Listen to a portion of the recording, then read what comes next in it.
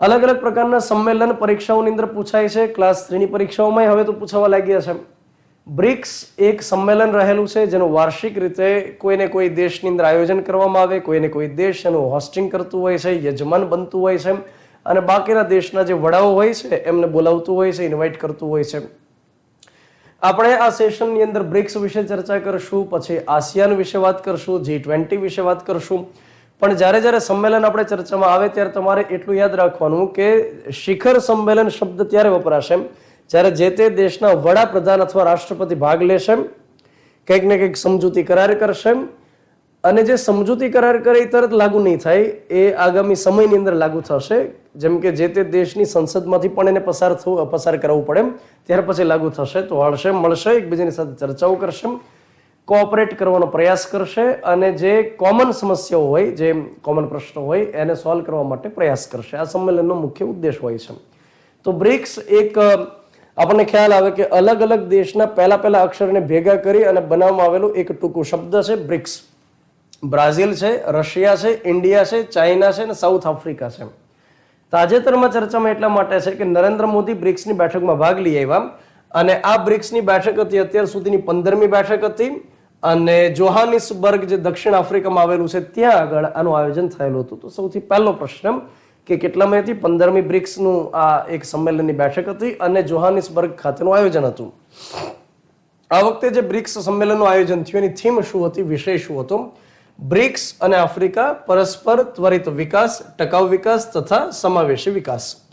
તો ઘણીવાર વિષય આપણને પરીક્ષામાં પૂછાઈ શકે. બીજી બાબત એ છે કે આ વખતે બ્રિક્સમાંથી જે સવાલ પૂછવાની પૂર્ણ શક્યતા જે રહેલી છે એ કે બ્રિક્સની અંદર નવા કયા દેશનો ઉમેરો કરવામાં આવે. તો ટોટલ જે નવા 6 દેશનો ઉમેરો કરવામાં આવ્યો એમાં એક ઇજિપ્ત રહેલું છે, એક ઈરાન રહેલું છે, સાઉદી અરેબિયા, UAE સંયુક્ત આરબ અમીરાત, ઇથિયોપિયા અને આર્જેન્ટિના. તો આ નવા 6 દેશ છે કે જેનો ઉમેરો કરવામાં આવ્યો. આ લગભગ પરીક્ષામાં પૂછવું જોઈએ એવી શક્યતા મને દેખાય છે.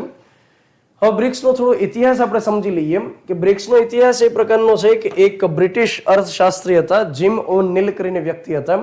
એમણે એવી કલ્પના કરેલી હતી કે જો 4 દેશ ભેગા થઈ જાય અને 4 દેશ એકબીજાની સાથે આર્થિક સહયોગ કરશે, એકબીજાને કોઓપરેટ કરશે તો એ ખૂબ મજબૂતાઈથી આગળ વધી શકશે. આ પ્રકારની પરિકલ્પના કરી હતી જીમ ઓ નીલ નામના એક અર્થશાસ્ત્રીએ, જેમણે કલ્પના કરી હતી 2001માં.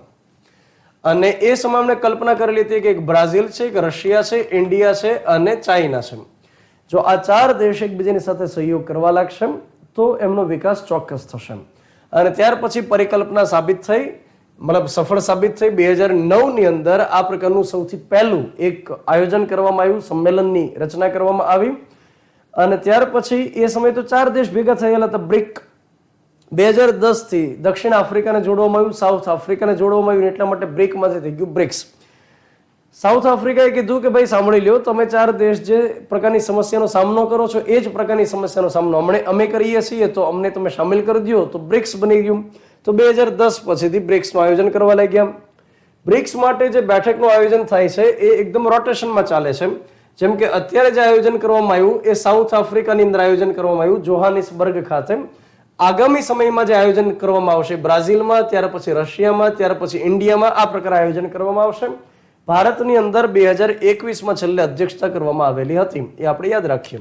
ત્યાર પછી જ્યારે આપણે બ્રિક્સની વાત કરતા હોઈએ તો એક એ પણ સમજી લઈએ કે બ્રિક્સ દેશની પોતાની એક બેંક રહેલી છે. અત્યારે વર્લ્ડ બેંક પાસેથી વિકાસશીલ દેશ જે લોન લેતું હોય છે એમાં અમેરિકાનો હોલ્ડ રહેલો છે. એ જ પ્રકારે IMF જે કામ કરે છે, ઇન્ટરનેશનલ મોનેટરી ફંડ, એમાં પણ અમેરિકાનો હોલ્ડ રહેલો છે. અમેરિકાની રાજી ખુશી મરજી હોય તો એમાંથી લોન ઝડપથી છૂટી થતી હોય છે. તો એની જગ્યાએ બ્રિક્સ દેશોએ ડિસાઇડ કર્યું કે આપણે કામ કરીએ, ભંડોળ ભેગું કરીએ અને ત્યાર પછી એમાંથી ઇન્ફ્રાસ્ટ્રક્ચરના ડેવલપમેન્ટ માટે અંદર દેશને, સભ્ય દેશને લોન આપી શકાય. તો એના માટે ન્યૂ ડેવલપમેન્ટ બેંકની રચના કરવામાં આવી. 2014ની અંદર બ્રાઝિલ ખાતે જ્યારે એક શિખર સંમેલન આયોજિત થયેલું હતું બ્રિક્સનું, એ દરમિયાન એના માટે સમજૂતી ઉપર સિગ્નેચર કરવામાં આવ્યો અને ન્યૂ ડેવલપમેન્ટ બેંકની રચના કરવામાં આવી, જેનું મુખ્ય મથક ચીનના શાંઘાઈ ખાતે આવેલું છે. અને આ બેંકનું એક પ્રાદેશિક મથક છે જે જોહાનિસબર્ગ ખાતે આવેલું છે. આ વિગત પરીક્ષાઓની અંદર પૂછાય છે.